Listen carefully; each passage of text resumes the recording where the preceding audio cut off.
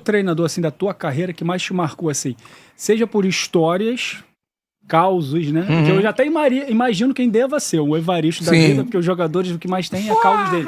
E aquele que te marcou assim, de mudar a tua cabeça, de fazer crescer profissionalmente, tecnicamente. Não, ali não tinha como, porque o Carlinho pra mim foi... Carlinho foi o gênio na concepção da palavra, né? Porque eu acho que falar dele, a gente... Antes de mim, ele já existia com muita força no Flamengo. Ele ganha 92, né? Vindo do mesmo lugar que ele veio em 99. E ganha 87 E ganha 87 dessa forma. Ele frequentava o Flamengo. Ele era frequentador do clube. A Boca Maldita, quem vai na Gávea hoje, do lado do mais querido, que é o bar, tem a Boca Maldita, que são mesas e cadeiras fixas, de ferro, que não se... né? E eram 10, 12 cadeiras assim.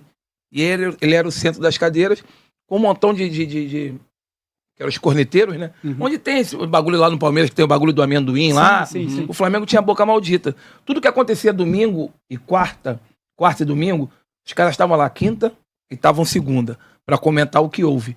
Porque se treinava muito mais na Gávea. Né? Antigamente se treinava, hoje em dia, né? Tem o... Mais no Ninho lá. Mais no Ninho, até na nossa época já tinha o Flabarra da época. Então o Carlinhos sempre saiu de lá para fazer as melhores coisas. E ele sabia tocar, a gente, os papos dele eram tudo construtivos. E todo mundo que passou no Flamengo não teve a mesma história que ele. Então a gente escutava com mais... Opa, vou ficar aqui mais porque o cara era foda. É o Carlinhos, porra. Ele ganha 87, ele ganha 92. Não é possível que ele não vai falar uma frase que vai tocar a minha vida. Só que, tipo assim, e era um cara simples. Sim. Ele sabia o que é o Flamengo. Mansa, né? E sabia o que era o Flamengo, cara. Ele puxava a torcida pra gente. Quem é de dar carrinho, dá carrinho, gente. Quem é de fazer jogar, faz jogar. Quem é de marcar, marca. Que a gente vai jogar e a torcida vai do jeito que a gente for. Se nós formos mal, primeiro 10 minutos, começar a errar, abaixar a cabeça, não der uma porrada em ninguém, na concepção da palavra, e chegar junto e mostrar pra torcida que nós estamos aqui, que a gente quer ela do lado, a gente não vai chegar em lugar nenhum. Foi o que aconteceu em relação a Cariocas, em relação a Mercosul.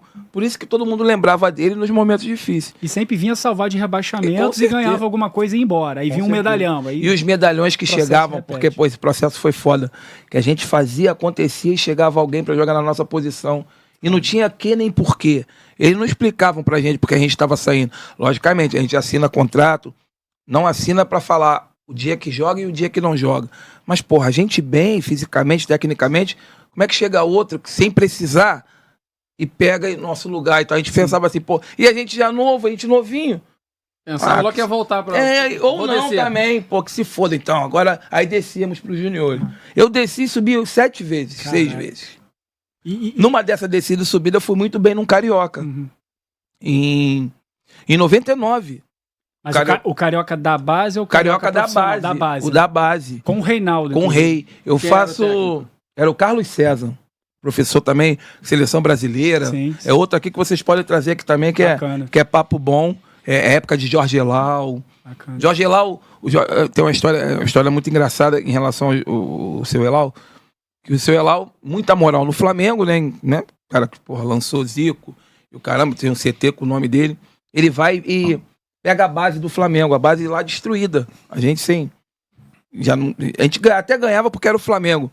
Mas só que a gente não tinha estrutura de nada. O Jorge Elau pega uma sala de departamento amador, lá no cantinho, que hoje é a sala do Flamaster. Essa sala hoje fica o Adílio, o Andrade, os caras. E aí, o Elau pega essa sala e bota diretoria de futebol amador. Bota a dona Josefa lá, que foi...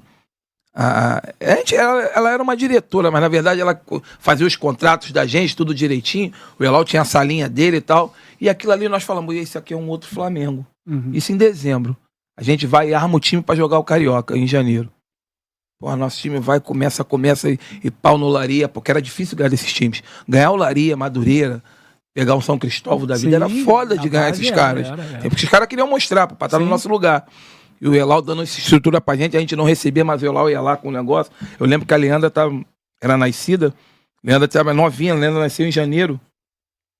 O Elau que dava o dinheiro da fralda da Leandra. Pô, Domingo e quarta. dobrado. Como é que, porra? Corre dobrado, pô. A gente tá falando do Flamengo, não é de Guarulhos não, gente. É o Flamengo dali da Lagoa mesmo. Você imagina, não, e você Tá imagina entendendo? como era o Flamengo de Guarulhos. Olha que loucura. Se o Flamengo era assim. Que a gente tá falando, que o cara, o que ele pensava, é o que ele fazia antigamente com os caras mais novos.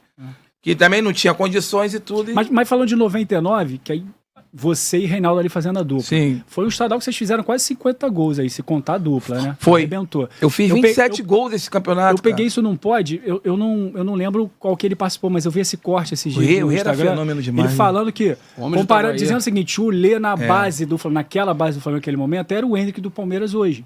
Muita Só que força. Camisa 10. Né? Isso, eu via mais de trás. Só que a gente vê o seguinte, o Hendrick hoje é um cara que você vê, que é fora da curva, pelo menos aparenta.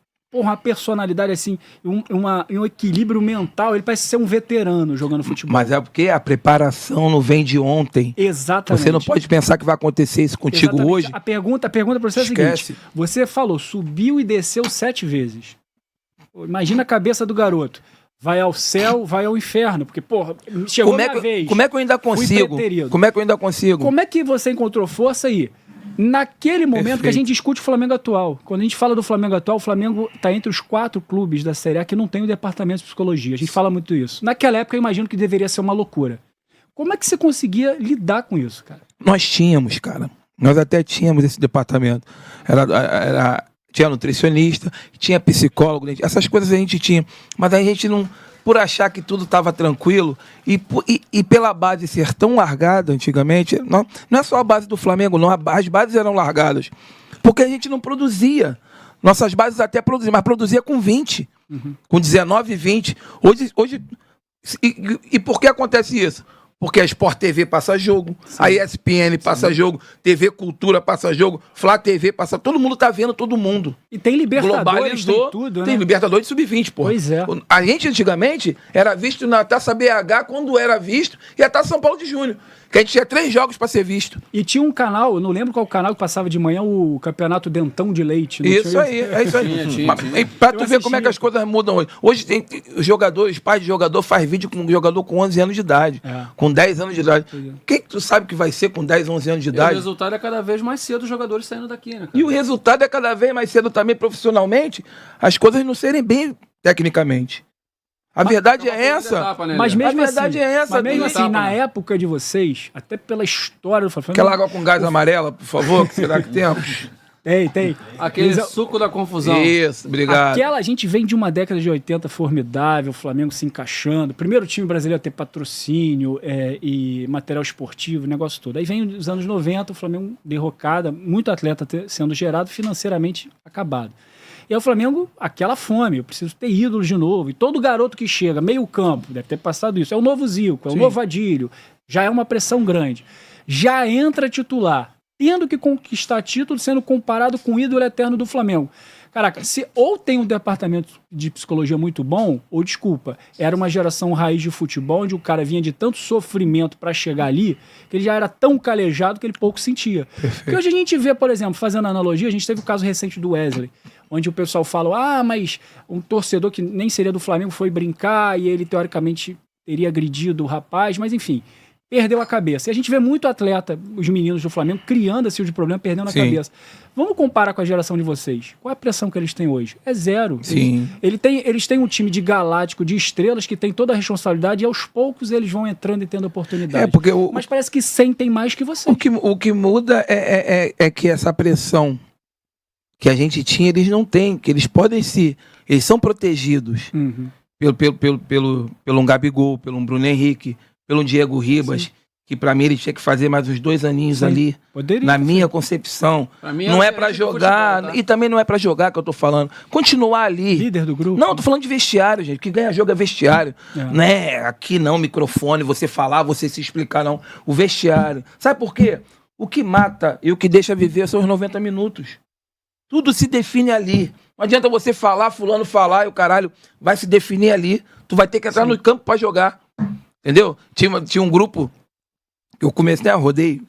Depois a gente vai voltar pra cá, pro Flamengo. Eu rodei pra caralho, joguei na Angola, E na Angola, o Petro de Luanda, que hoje é um dos principais times de lá, nós entrávamos em campo assim. Nossa semana era ótima. Chegava no jogo, a gente não ganhava. Empatava, perdia, ia mal. Aí quando a gente se juntava pra ir pro vestiário, pra se trocar pra jogar, aí um olhava pro outro, foda-se, que lá é um português de Portugal, né? Foda-se, lá vamos nós jogar. Agora que todo mundo fica sem se falar, que todo mundo briga um com o outro. Por quê? O que estragava era os 90 minutos, porque nosso tratamento, a nossa... não dava liga no jogo. Não dava liga no jogo. Então, tudo que muda um time são os 90 minutos. E é isso que o Flamengo hoje tem. O que complicava a gente também no passado era isso. A gente tinha até um time mais ou menos. Nosso time era mais ou menos pra bom. Meu ataque era... Cara, como é que o Rodrigo Mendes, né? Conseguiu, cara. E foi muito perseguido. Conseguiu, cara. Eu não sei se eu teria cabeça, mente pra isso tudo. Rodrigo Mendes, Maurinho. Jogou muito, tá, cara? Sabe? Rodrigo Mendes jogou. É meu ídolo, porra. E no Grêmio. Meu ídolo. No Grêmio. Mas, 99. Por isso que eu fico feliz. Porque esses caras, quando saem do Flamengo, eles conseguem a carreira andar. Então, quer dizer, o que eu fiz lá não foi ruim. O próprio Fábio Baiano também. Fábio Baiano. O Fábio Baiano já tinha aquela lambreta, gente, há mais de 10 anos. Só que ele nunca soltou no Flamengo.